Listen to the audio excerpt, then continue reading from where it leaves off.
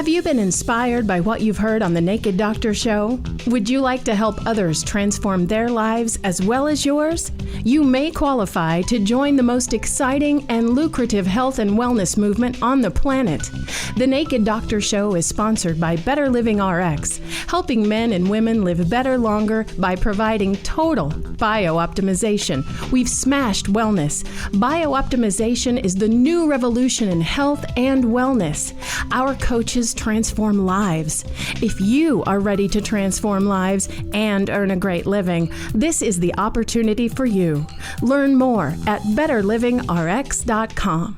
Now let me get this straight. Put the lime in the coconut to drink. So, Dr. Tammy, why call it The Naked Doctor? Well, it's the naked truth about health, wellness, and lifestyle, but it's also fun not to wear clothes in the studio.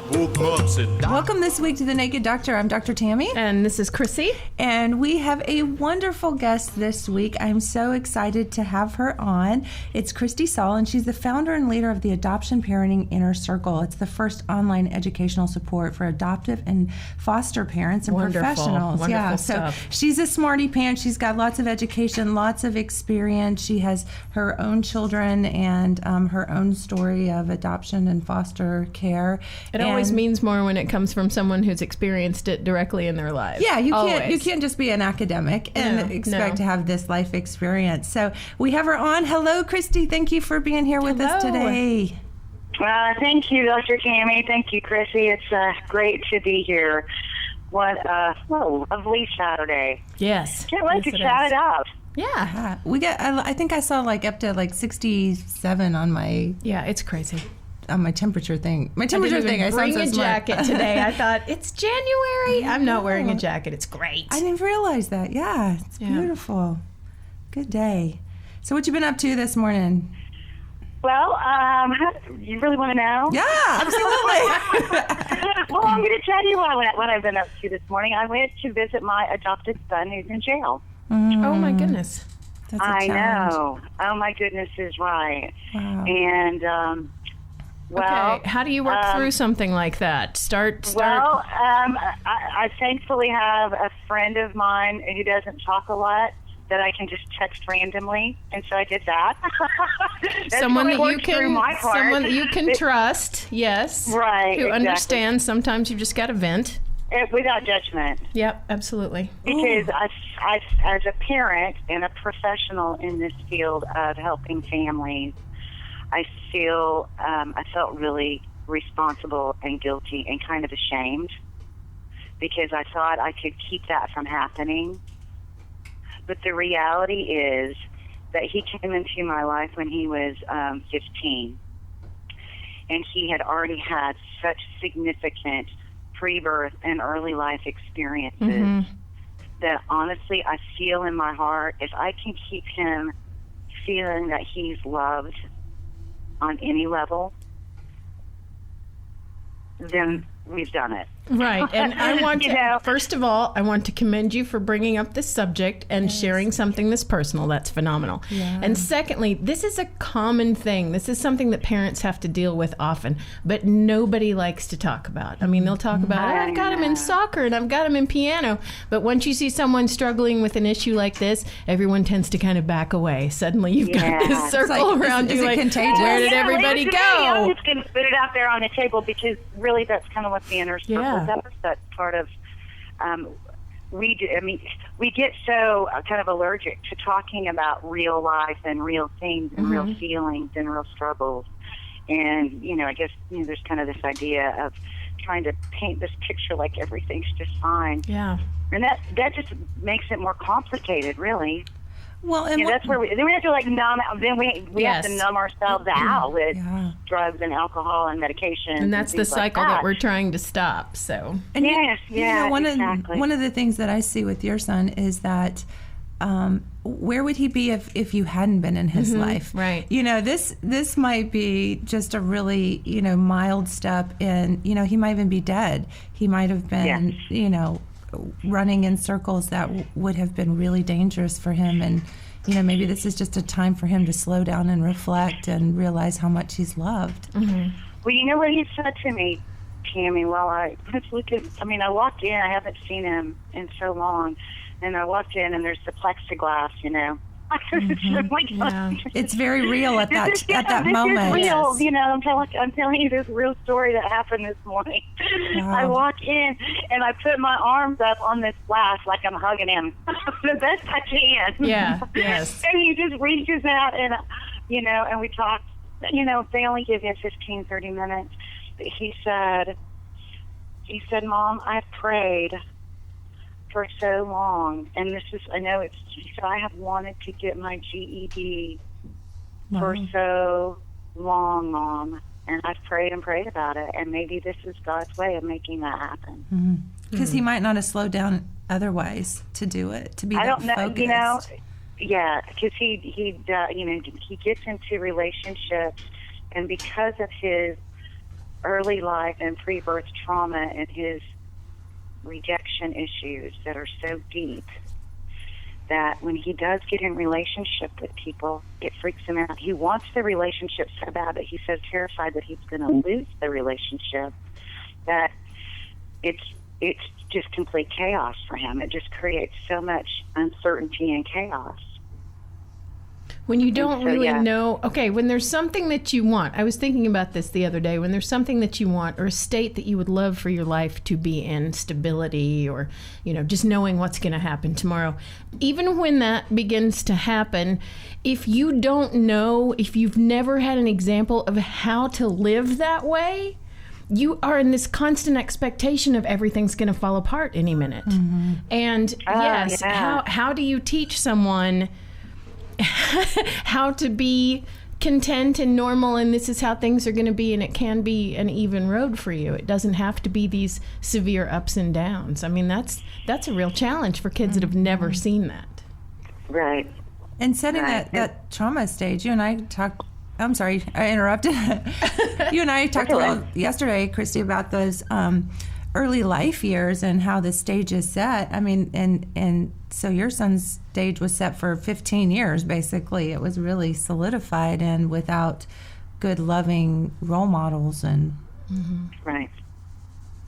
Yeah, he lived on the streets from the time he left Honduras. It was like one of those, when you go right into Mexico and they're trying to sell you chiclets for $50. Yeah.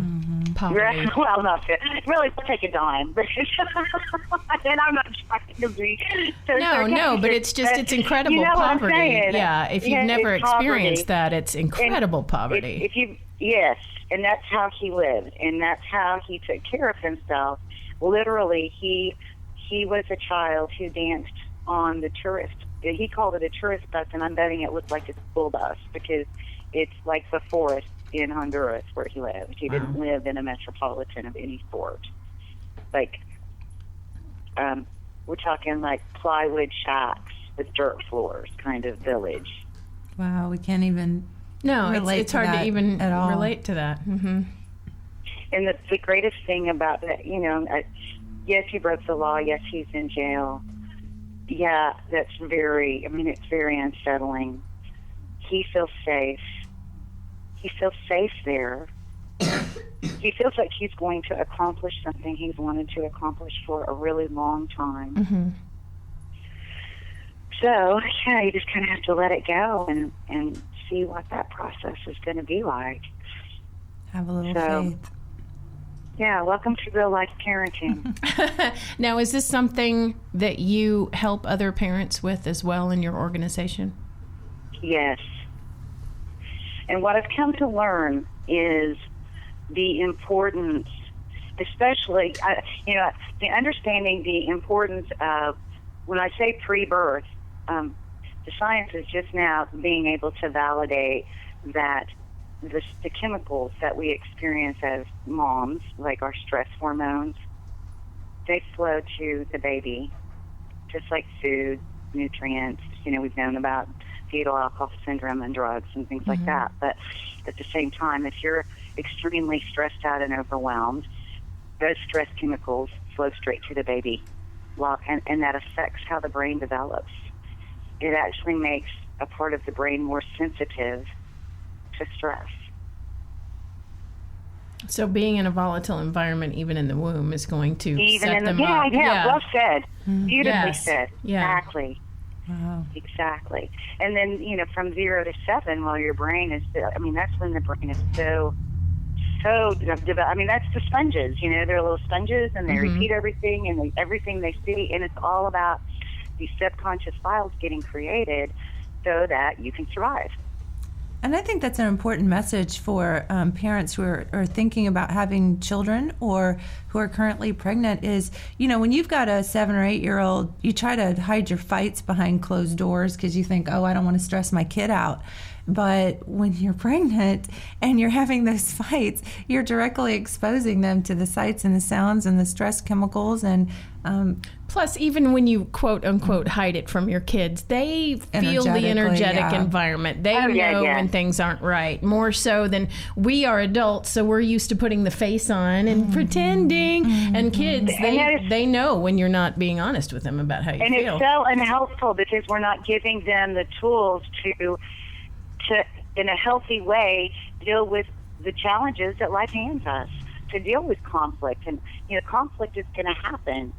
Challenges are going to come. The question is, what are we going to do when it gets here? Right. If we're always painting on this face like everything's fine, or we're hiding that back in the bedroom, not having conversations, then we're not teaching how to resolve these conflicts and how to really relate authentically. Yes, in a healthy way. We're just teaching about how to stuff your feelings. Right, and then as an adult, nobody want to hear that. Yes, and as an adult, when you get into a relationship and that same crap starts happening, you think, well, this is the way it was when I grew up, so this must be normal. This feeling of cramming all my feelings down inside and being afraid to say how I really feel, and why can't you read my mind? That's exactly what my mother went through. So this is probably what relationships are, and that's not the case. That is absolutely not the case. So for me, I'm thinking to myself, I want to break this cycle. I want to break this cycle with my kids so that they don't have that same. It's okay for us to talk about what we're really feeling, and I'm not going to judge you for that. So come to me when you're sad. Come to me when you're upset. We'll talk it out and learn how to comb through those tangled feelings so that you're not always in this knotted ball, not knowing how to deal with it. I just want to kiss your cheek. I feel a book coming on. La, la, la. Untangle your mess. That's what I'm going to call it. And it's so great the way you brought that to the reality of how those pre-birth and early life experiences, then even into adulthood, we just carry that with us until we become aware of it. Yep. Until we become aware of it, we just carry it on. And most of us were like 30 or 40 by the time, there's that midlife thing that happens where you go, wait a minute. This cannot be how it is. And that's if you have, if you are, interested in insight. Yes. Or you just curl up in a ball at some point and die, and you've never done anything about it. So, I think it's going to be really interesting. Wait. Okay. Well, scratch that life off. That sucks. Start over. Should we just do a start over? A little something different? Yeah. I want to start over. I think I'll just kick in at, about 20. Sounds funny. Yeah, I don't want to do the teams again, but I could start at 20. I'd be all right with that. Yeah. Okay, on that note, our producer's saying it's time for a little commercial break, so we're going to take a little break, and we'll be right back with Kristi Saul and the Naked Doctor. Yay! Ooh, ooh, ooh, ooh.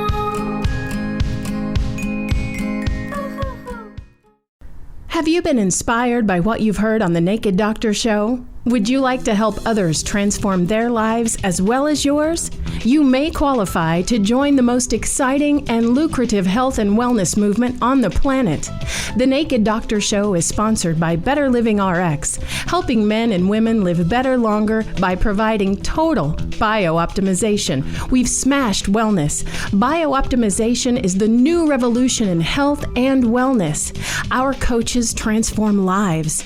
If you are ready to transform lives and earn a great living, this is the opportunity for you. Learn more at betterlivingrx.com. Welcome back to The Naked Doctor. This is Dr. Tammy. And this is Kristi. And we have Kristi Saul on today, and she is So much fun. Much fun. She's the founder and leader of the Adoption Parenting Inner Circle, and she shares her insights, her therapy experience, her, like I say, I like to call it smarty pants, her academic experience as well as her life experience. Right. So we've just been talking a little fun. So Kristi, thanks again for being here with us and chatting with us.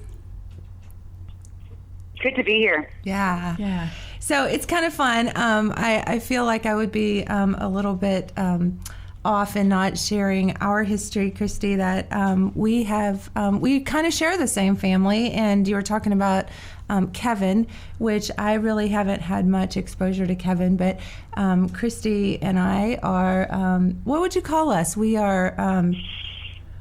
relationship. I don't know. I feel like I should be able to pull some random song lyric out and sing. No, we need a new name. We need a new name for... We do. For family. For saying I am married to her previous husband.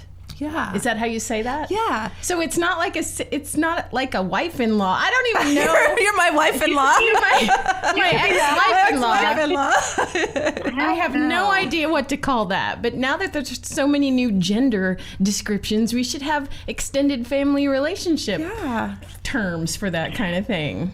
Absolutely. Yeah, you know what? I'm gonna have to put that out in the universe, like on Facebook or something, and ask, because somebody probably, like the whole baby, mama, daddy thing. Yeah. Yes. It has to be something like that. There's gotta be. There could maybe even in the Urban Dictionary, I might be able to find something. Gotta be something that's a little less offensive. And there are so many. Because if we're gonna call it something, I want it to be hip and cool. Yeah, well, definitely. Plus, too, it needs to illustrate the fact that there are non-traditional families like ours where everybody can get along like regular people. Mm-hmm. We're not, fighting in a trailer park all the time. And it's so fun because Kristi and I are kind of exes like who have ex-sister-in-law, sort of. Family by choice. Absolutely. So it's the same kind of thing. For the sake of your kids and to show how relationships can be positive and cooperative, you just make that work. Mm-hmm. People. So if you're out there being all, and it's like when you have ill will towards other people or, towards other relationships, the only person you're hurting is yourself, is what I've really found. And so, Kristi, you're a really cool person, and to not have you in my life would be such a deficit. Right, absolutely. For me to be like, that way. You were married to my brother. So I can't talk to you anymore. I can't talk to you anymore. Okay, now let's just be honest, though. The media, happy, good functioning relationships don't make good sitcoms or movie stories or news features. You have to have it's a little always twist the and drama and the Jerry Springer stuff that gets on TV. Yeah. So we like to say out in the rest of the world, it is possible to be normal and healthy and get along. We're the new normal, isn't that what we say? Yay!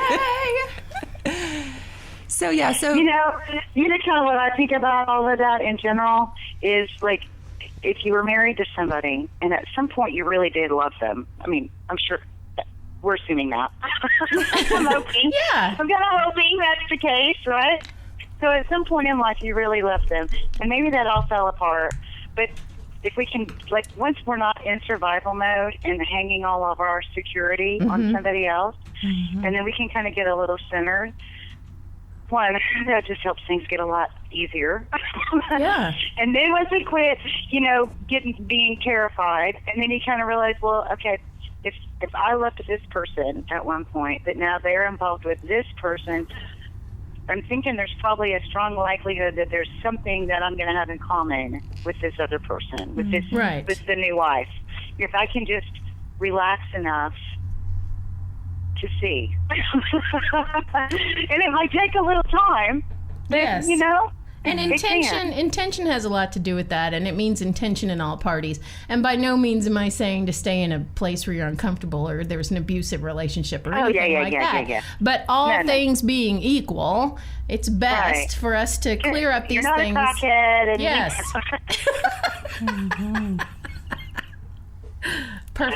Perfect. Keeping it real. No, absolutely. Because that's real. That happens. No, that is absolutely real stuff. So your situation with Kevin touches me, not directly because I didn't really have a part in raising him, but just because the person I'm married to now, is affected by that and worried about that too as well. And so, when people ask me how many kids I have, I always say 4 because I think that's important just to think of that family unit. And no, I didn't really have a part in raising it. And I always say, I only have one biologic because they start looking at me like, wow, you pumped out 4 puppies, I'm like, no. But I think that's definitely an important part of the family. And one of the things that I'm really so impressed with you, Kristi, is that you have maintained family relationship, our mother-in-law, our extended family. And I know that a lot of that is because of the children and sharing that. But, I just really respect that you've maintained those connections and relationships, and that it's not always easy to do. You know, you get your feelings hurt and you want to just run away and crawl in a hole and that we talked about, curl up in a ball. Curl up in a ball. Well, yeah, because we've been sent to our room with our upset feelings for a long time. Mm-hmm. Yeah. Oh, wow. Can you talk a little bit about that? Because I think as a parenting expert and what you do with families and stuff, how do you teach parents about that? Because that's such a common thing, and it's just this common theme that really affects. I know with me, I want to just go to my room with my hurt feelings. Yeah, it's hard to share them because we haven't learned that it's okay and that we all have them. Because our parents hit their upset feelings, and then they either spanked us for having them, mm-hmm. or they sent us to our room for having them, or they told us to suck it up. Mm-hmm. So we get all these messages so loud and clear that your upset feelings are not okay. So all we know to do is go be by ourselves and try to somehow sort it out. Time out. And then just make the whole 1, 2, 3 magic. Like, I'm going to count to 3. On 1, that's a warning. 2, and then 3, you're like banished. So you're getting warned slowly not to have feelings. Yeah. You have 3 seconds to get this under control. You get sent to Siberia. Yes. Yeah.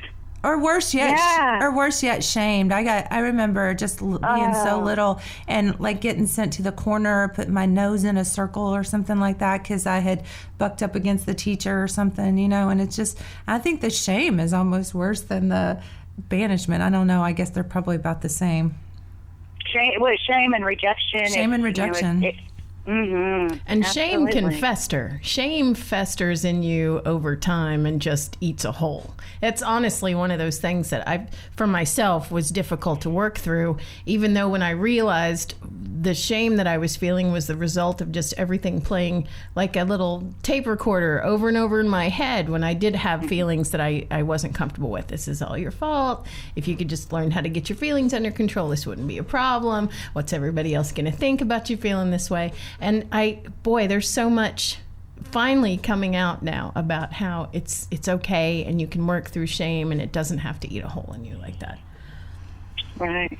Well, you asked, so what do we do? And I think Kristi said it wonderfully when she was talking about her own family, that when upset feelings come up, well, first of all, as adults, hopefully we work through our stuff and we know that we have the ability to be present in the midst of our child's upset, that they can share their upset with us. We are the person we want them to share it with. I mean, we're going to look up and wonder when they're 15 why we don't know what the hell's going on in their life, but we've been sending them to their room forever. Yeah. We push them away, right? We reject them and don't want to talk about their feelings, but then we're like, why won't you talk about your feelings? Because now I have no idea, because I never learned when I was little. You didn't help me. You just told me. I mean, because we trivialize the things that our children get upset about. Mm-hmm. We forget they're just babies. Yeah. Even when they're 5 and they're 6 and they're 7, when they're in the store and they're like, I want the toy, I love the Barbie. I mean, that's how they're feeling. I mean, they really want it. What is the saying? And that doesn't mean you need to buy them Barbie. And that doesn't, maybe we just sit there in the aisle and look at how sweet that Barbie is for a while until we can move on. Yeah, what is the saying? I've done that. We By can the way, appreciate- I've been in the store with Marley, and we just loved that Barbie until we could leave it. Because you can appreciate it without having to own it. Well, That is something you can do. And usually all you want is that kind of rush of that hormonal rush of owning something. And as soon as you get it home, you put it in the corner and you don't even look at it again. Yeah. So there's really probably something to that. But what is that saying? Pain is pain. So when you're little and you're upset because someone called you a name, that pain is just as real as when you're an adult.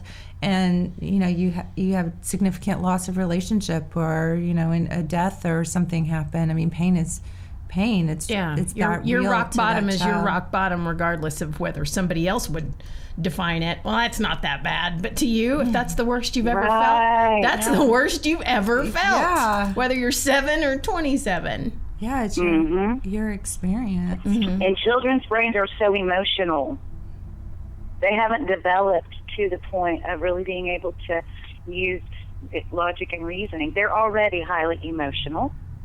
And then when something triggers them into upset, yes, you can expect an emotional outpouring. You're not going to be able to reason with them through the whole Barbie situation. Right. Yeah, once it's rolling. You're just going to have to sit there and you're just going to have to sit there and just be emotionally present and know. I think the biggest thing that we can do as parents is have this confidence in knowing that we're going to get through this and we're going to be okay. This is not life and death. This really is not a crisis. When people use that term meltdown, my child had a meltdown. I'm like, a meltdown is nothing more than a mass emotional expression. It's just emotions, mixed feelings. It's going to be okay. Yeah. But it's hard for us because our own insecurities get triggered. Yes. So then we're really, like that anxiety you said, we're trying to pretend like we're in control and everything's okay. Right. And if my children are we don't feel in control. But there's times when my children are upset that my first thought is, okay, as a parent now, what have I done wrong? And is this a reflection of my poor parenting? But I cannot project upon my child that fear of oh God, stop crying, because that means I'm not a good parent. Not good enough, yeah. So, then it makes it all about you. Right. It's not about you didn't even give them a chance to have their own feelings. Exactly. Exactly. And I love what you said. I've done that too. Yeah. I love what you said before the show. They're not just a little you. They're not. They're not just a clone of me. Right. They're someone very different. They're very different from me. And one of the changes when I found myself early in parenting feeling that way was that, again, during the meltdown, there wasn't really anything that you can do. It's like arguing with a drunk person. You're not gonna get a point through. But with my girls, once the upset has passed and we've talked through it and everything seems to be better, and there's that deep breath where you go, all right, I feel a little bit better now. Now, in a moment where we can reflect on that, I say, do you remember how you felt? Right at the very worst. Yes. Do you remember how it felt like that's the only way you were ever going to feel? Yeah, I remember that. And look at us now. We've moved through it. We feel better. See how that's possible? Yeah. You don't have to get lost in that feeling, understanding that every time I have felt like this, I've come through it and I felt better. And I think that gives them a good perspective on it. Yeah, you're not post-upset. Yeah. Okay, they're saying it's time for a little break. So, Kristi, we had emailed back and forth this week a little bit, and you had talked about 5 uncommon parenting tips for adoptive parents. And, I think what is beautiful about your work is that it spreads over into all children and all parenting situations, not just adoptive and foster kids. So we're going to take a little commercial break, and then when we come back, if it's okay, Kristi, we'll talk about those tips a little bit, and let's talk about some of your other parenting concepts, ideas, definitions. Yes, I want your opinions. Very cool. All right, we'll take a little break and we'll be right back with the Naked Doctor. So restless again. I don't think I'm well. I don't learn my lesson.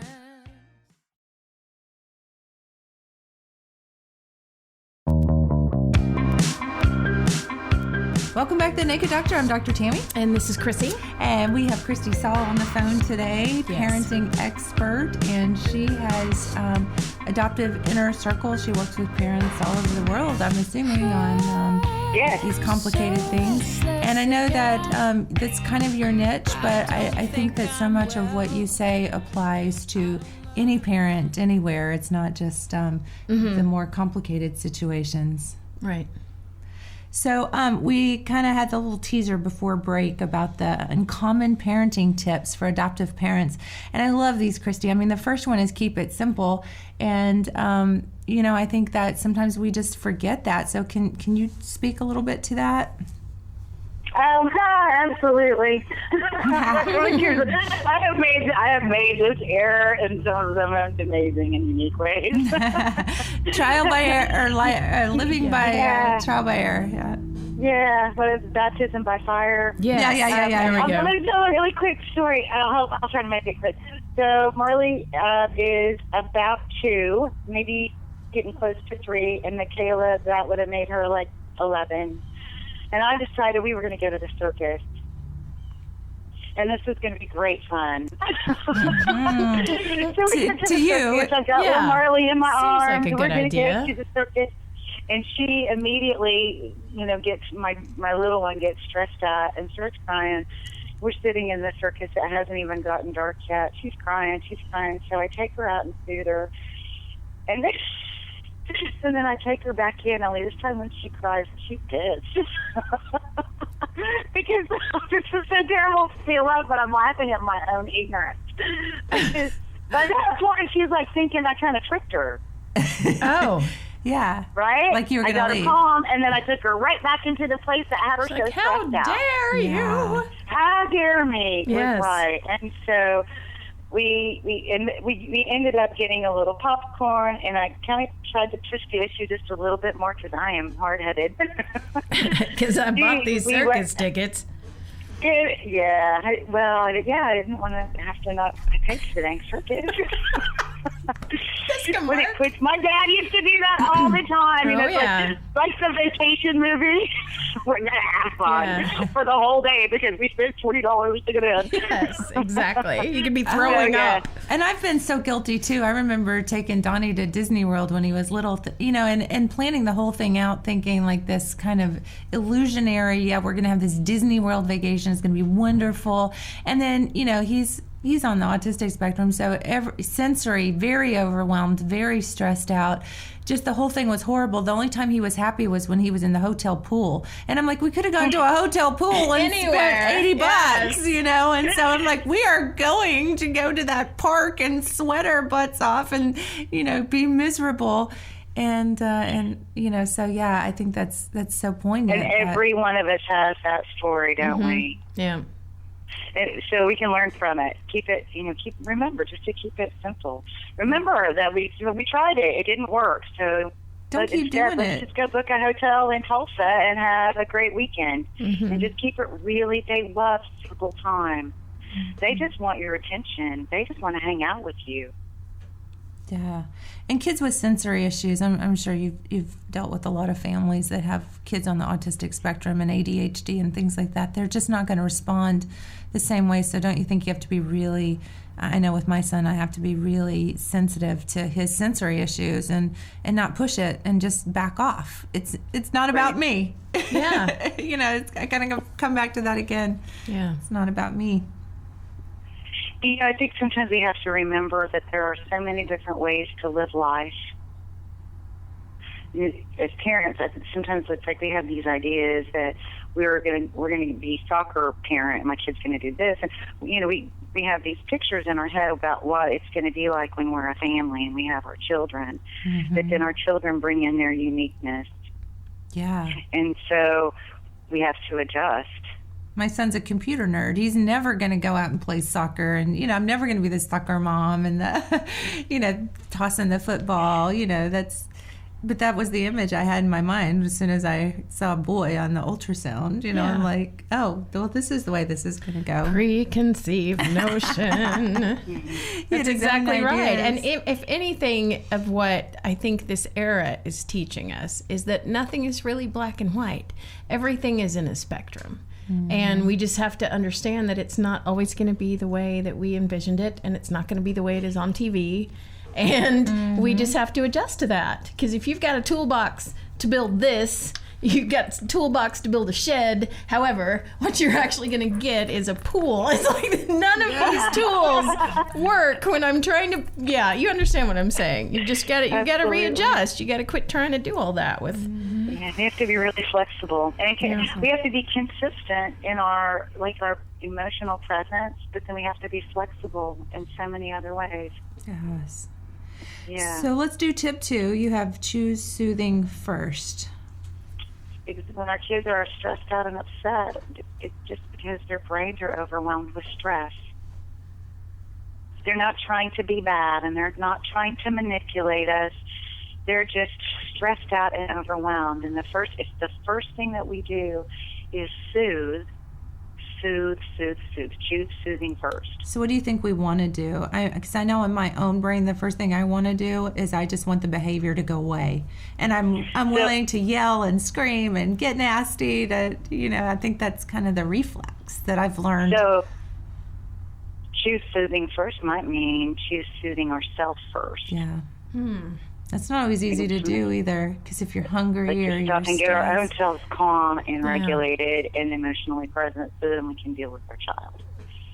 And I really find that. Don't worry about what the person in the aisle next door to us is thinking about your child. Yes, that's tough too. They're like losing their gravy in Walmart. Yes. And so we get all stressed out and overwhelmed ourselves, and then we're not very effective at calming. So first we have to calm ourselves, then we can calm our children.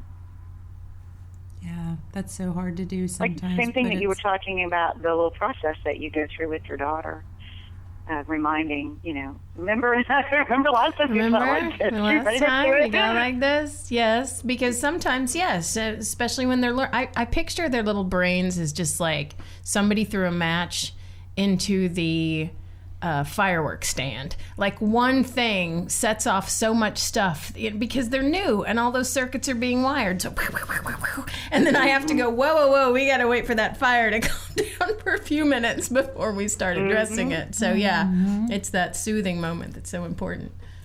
I love tip 3, Kristi. It's time in instead of time out. We are so conditioned to want to punish and do time out, and here's it's something that that's rejection thing. Time in is not only like, we've talked a lot about it in the moment of upset, using time in, bringing them closer to you instead of pushing them away with their upset feelings.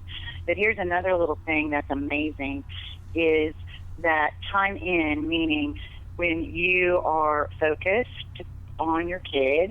I'm not like.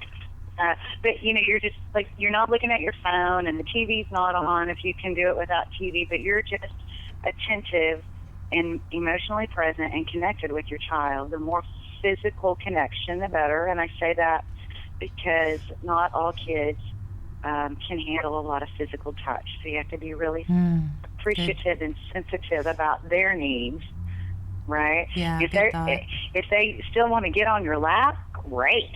Yeah. That's awesome. Bring them on your lap. Who cares how old they are? A lot of the autistic spectrum kids. I'm 50 years old. I get on my dad's 80-year-old lap every now and then when he's over there in the recliner. Oh, if my dad was still alive, I would crawl right up there too, girl. I know. Absolutely. Oh, daddy's girl. He loves it. I love it. It's great. We come up with these ages where we think we're not supposed to pamper and nurture and love, and I don't know where that happens. It's just that idea. Yeah. So time in can also be something that you practice in the morning to start the day off. A little back rub, proactively, a little quiet time. Not just because they're in trouble. Girl in the morning, right? It's about it's about kind of inserting these little this calm feeling, and the more we do that with our children, actually over time it builds the mechanisms in the brain for them to self-calm and self-soothe. To show them what that feels like. That happens It actually often. changes the brain. Loving and nurturing and all that stuff, that kind of time in actually changes the brain. So when I'm working with adoptive parents in particular, we're talking about people who've had experienced pre-birth and early life trauma. This is one thing that you can do that is like the most natural, organic, holistic approach to changing the brain. That's awesome. And you've got some educational information. I know the Post Institute has a ton of stuff, but you had in the email the 7-day test drive at MP3. How can parents get that if they want more information about time in? I didn't hear everything you said. You have in the email that you had sent that there's a 7-day test drive that explains a little bit more about time in. It's some MP3s or some different educational resources. Yes. How can parents get that? Would they just go to your website or?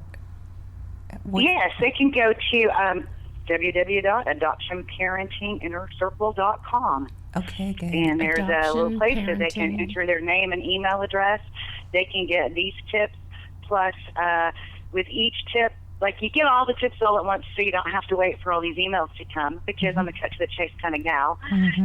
But then if you want to keep opening the emails, which I would hope so, then it just goes into all kinds of detail about all the benefits of these tips and what they do in terms of not just helping your child in their relationship, but also changing the brain.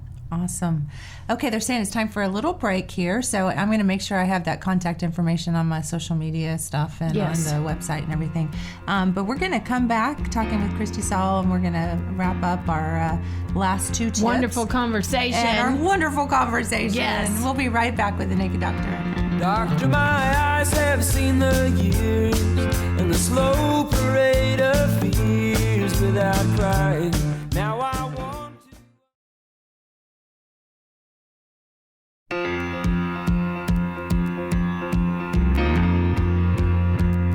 Welcome back to the Naked Doctor. I'm Dr. Tammy. And this is Kristi. And we have Kristi Saul, parenting expert, talking with us today. And we had just let in with the first 3 tips. So we have podcasts available. If you've missed the first 3, you can tune in later. But we're down to tip 4, talk less. And that's hard for me. I'm a talker. Yeah. Oh, yeah. I like to talk. Shut up. Wait, that's kind of like funny, since the 3 of us just love to talk. Talk less. You didn't Talk say less. don't talk. You just said talk less. Yes. Yeah.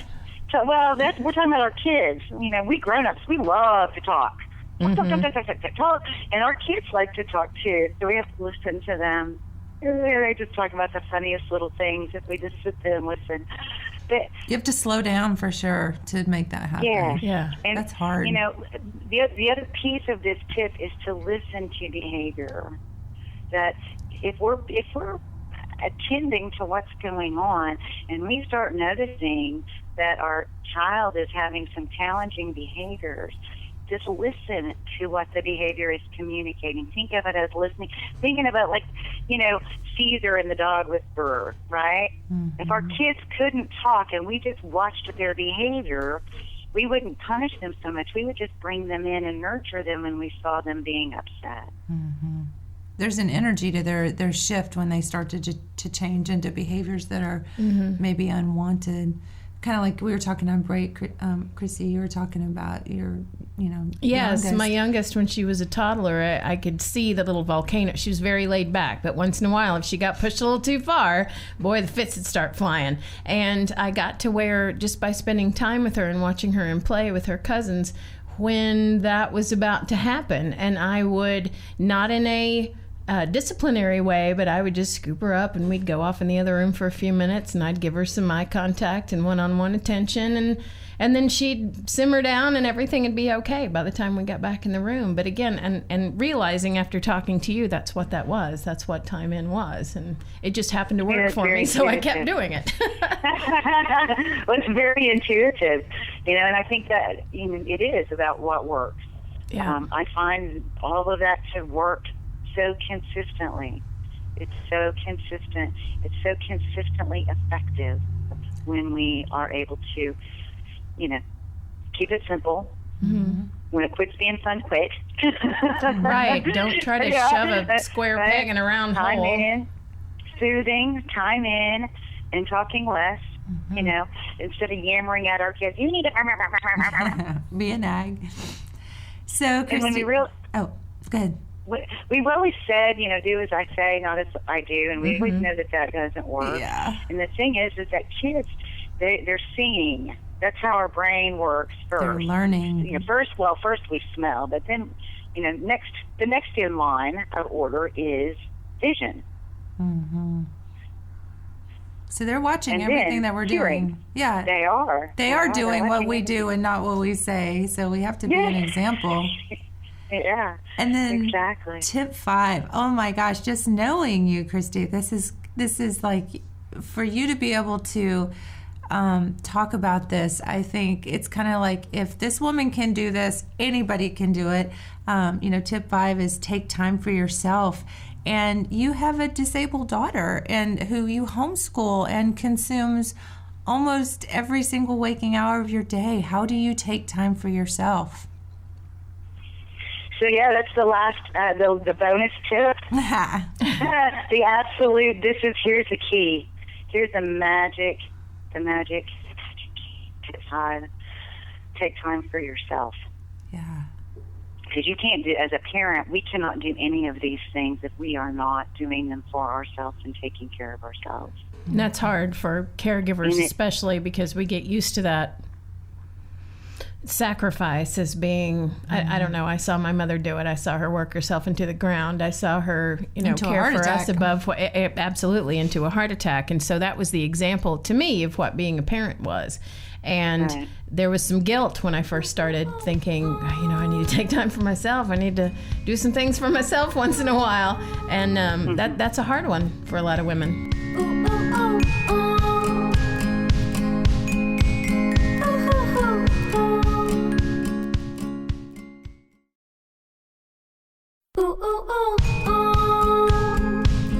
Hey there. Oh my gosh, our hour has gone so fast. They're giving me the wrap-up sign.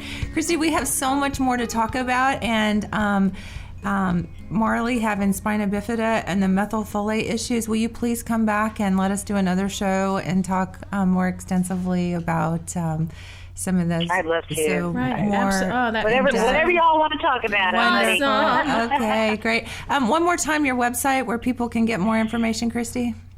AdoptionParentingInnerCircle.com. AdoptionParentingInnerCircle.com. Awesome. And you have a Facebook page and people can find you there. Awesome. Absolutely. Thanks again for being here this week. Y'all have a blessed week. Be kind to yourselves. Be kind to your children. Yes. Love them. And we'll see you back here next week on The Naked Doctor. Brother bought a coconut, he bought it for the time. His sister had another one.